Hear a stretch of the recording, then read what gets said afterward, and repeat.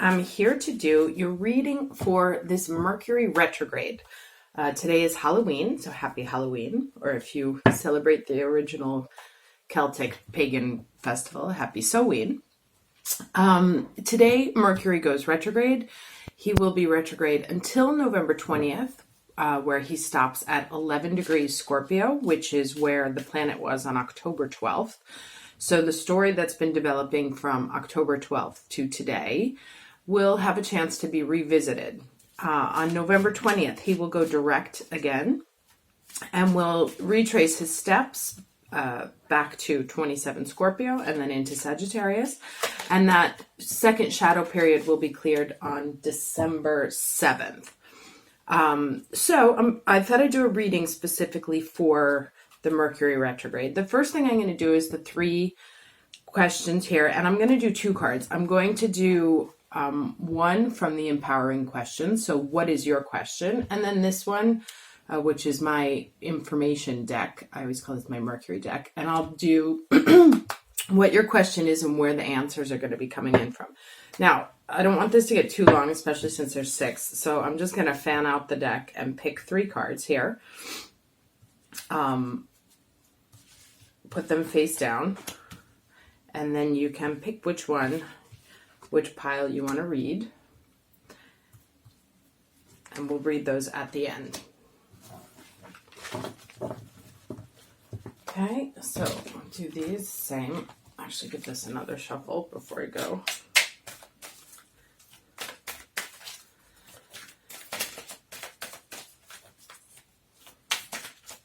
Okay. Now, this Halloween is actually interesting because it's the halfway mark between the equinox and the solstice. And this was a traditional celebration of after the harvest had been pulled and preparing to move into the dark season, right? And so they believed that this was the night that the ghosts or the spirits of family members that had passed would come back and visit. So it's actually quite a rather happy occasion because you would have the opportunity to see your loved ones again. And that's kind of the tradition behind it. But let's get into this reading. So what is the energy, please, for Aries? The energy that this Mercury retrograde is going to be bringing. Okay, interesting. Mysticism. So a lot of uncovering of secrets. This is about sort of like a shadowed woman who shows up, whose identity is revealed. There's this. What is the lesson that this Mercury retrograde is trying to teach us? What lesson is Mercury retrograde going to try and teach us? Hope. Love and acceptance. Love is yours, recognizing your divine worth and choosing loving thoughts. Okay, so that's interesting, which means that, and already we have 2 female figures here. So you may have women figuring prominently in this Mercury retrograde. And if you watched my Scorpio video, the 3 archetypes of the energy of this sort of Scorpio energy are all very sort of powerful, mystical women. What is the energy that we can embody as we face this Mercury retrograde? What energy should we embody as we face this Mercury retrograde? What energy should Aries embody? Okay. Interesting. Okay, so this is, the lizard spirit. Dream the world into being. And that's a 38, which is an 11. And I'll read this in a minute. I want to get the rest of the cards out here.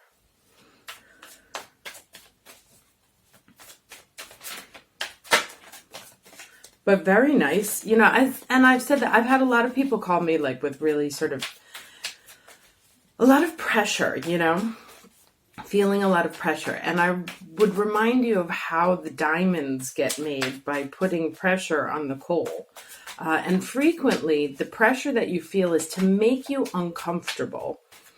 And it is through seeking a solution to that feeling uncomfortable that you find the way out, right? Can I have the story, please, for Aries for this Mercury retrograde? How's the story?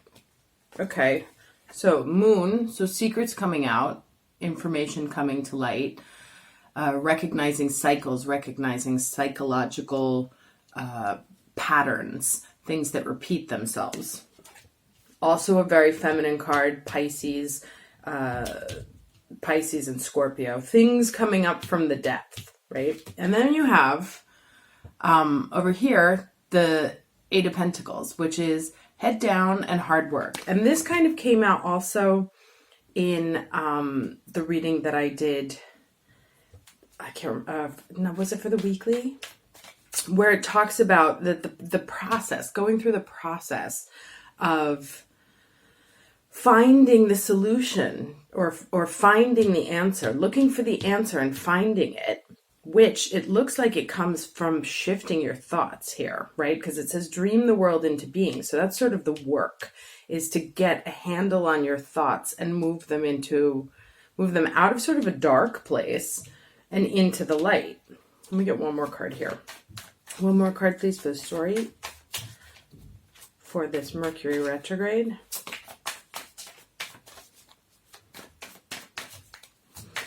One more card for Aries. What's the story for... Okay. All right, a bunch of cards came, or 2 cards came out. Both interesting. Both major arcana. And I kind of feel like... Okay, so it could be either or. It could also be the consequence of, right?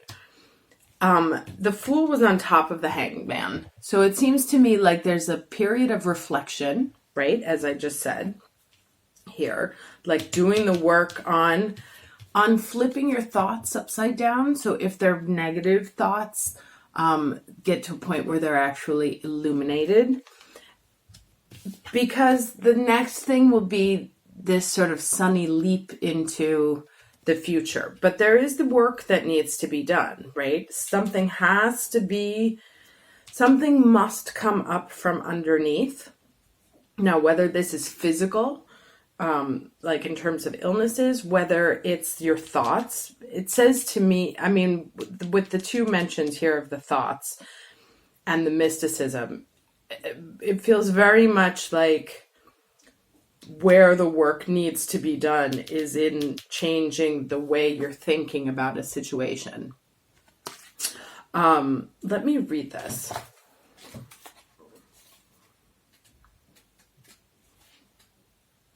Okay, so this says, when was the last time you basked in the sun, there you go, and allowed yourself to daydream, to imagine what might be and who you might become, right? So that might also be this other thing. It's that, like, take that time out to flip. Like, if you feel stuck and hung, get to a point where it's kind of like all the blood rushes to your head and you get that illumination, because it actually wants you to be right here. So lizard spirit appears when you are called to let your imagination flow and dream something new. That's that hard work. Inspiration is available to you now if you are willing to slow down and let your eyes close a little, allowing ideas to dance in your head. What might come into being if you were to pursue your dream? How might you grow and expand if you allowed yourself to dare to believe in the impossible, making it possible first in your dreaming mind and then in the world as you co-create with spirit? Give in to the power of imagination, and soon your dream will become clearer. The steps will reveal themselves, and what was ephemeral will begin to coalesce into form. Dream it and be it. Spirit asks you to dare to dream. So this is interesting. This might also be like, over the next 3 weeks, keep a dream journal, or like that's part of the work here. Pay attention or do free writing. It's something that the business that I'm currently setting up now came to me as a free writing meditation that I had done about 18 months ago, where it's just literally taking the pen, like I actually dictated it. I was sitting there imagining, like, what could it be? Like, what am I interested in? And just letting thoughts sort of flow out, free flow out from underneath. And as I wrote them down, when I reread them later, there was actually something in it. And I sat on it for a long time, but now it's starting to take shape. So that's very much the process that comes out in this lizard spirit story here. And the mysticism card, as I said before, is about something being revealed, taking the cloaks off, something that has no form taking shape. And it comes through your thoughts. So, and this, one of the messages we got last time also was that you know the answer already. It's just a matter of helping bring it to life. And remember it said basking in the sun. That was that card. Yes. So, the lizard soaks up that sort of powerful creative energy. So if you are in a dark place right now and feeling a little bit lost, feeling a little bit invisible, unseen, or like cloaked, like someone's put a cloak on you to dim your light, it's very much a time to step into this very powerful being. And it's interesting that I chose this bright yellow card today. So you want to actively seek light.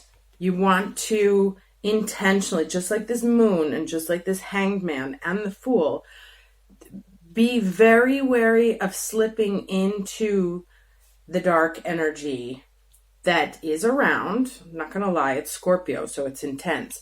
So the work will be to stay in the light, keep track of your dreams, keep track of your thoughts, and actively work to shift your thoughts into a loving place, out of a complaining, out of an angry, out of a victim, out of a no, I can't, out of it's their fault, out of why does this keep happening to me, and just leave that behind, literally, leave it all behind, and only actively for the next 3 weeks move towards how do I flip every single one of these thoughts on its head into a positive action? How can I take that? Okay, so if I think it's that other person's fault, or if I'm mad about this, what can I do about it to carve my own signature onto that thought, right? Like, well, what would I do? If I could do anything in the world, what would I do to change that thing that's bothering me, right? And it could be very small. It doesn't have to be, these little small creatures here are still contributing to the overall picture, especially with this lizard. So it doesn't have to be something major, but what is the very small contribution that you can offer to change what's bothering you, or keeping your thoughts in sort of a dark place? Okay. Let's go ahead and move to here to read these cards. So as I said, the first one is going to be your question, and then where you will be looking for the answer. This group is, there we go. What is my gift to the world? And the answer is to pay attention. Interesting. Thunder and lightning. Power. So this may come as a sort of shock out of the blue, or maybe it has something to do with natural causes. It has to do with channeling energy, Nikola Tesla, understanding resonance and frequency, and how to channel energy into new things. What makes you light up like a lightning storm? That you like, what's that? What can you supercharge, or where do you feel supercharged? So that is going to help you answer that question.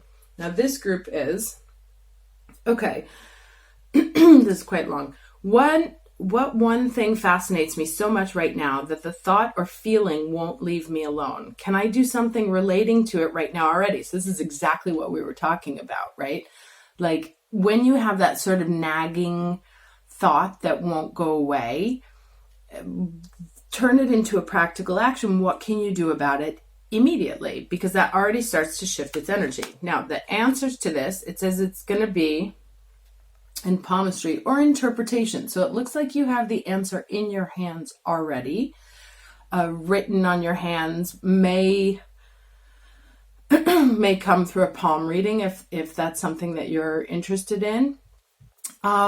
It may come from laying hands on, you can put them like in a triangle if you're a female. If you put them in a triangle shape over sort of like your womb area, that's a great way to create that creative energy. Otherwise, using your hands to channel energy as well as you meditate, those might be helpful. Anyway, that's that. Let's get to this last one. What are those things that make me feel good while I'm doing them? Okay, so these are all basically on the same line, and it comes with the same message. And this one will come from hydromancy. So looking at the illusions in the water. So if you live near water, lakes, seas, oceans, the answer may come through that, like taking a shower kind of situation, or going down and meditating in front of moving water. It may come like through watering plants as you garden. You'll want to pay attention to the reflection you see. Like if you were to look into the water and sort of daydream while staring into water, what images come up from that? Okay. I hope this was helpful. I wish everyone it looks terrific though. It's actually very clear. It's going to be harnessing the power of your own thoughts, making them work for you, and helping you flip a situation that may be bothering you or that may be bringing you down, and really working very hard over the next few weeks to always seek the light and to stay in your hope, with love and acceptance. And look at all these sort of shining, these ray symbols that keep coming up. So actively seek the light, purposely dig into your thoughts, and purposefully figure out a way, or just free write, associate whatever you like into how can I take this, what needs to change in this sentence for it to stop being something dark and start being something light, or for it to just take a little bit more shape.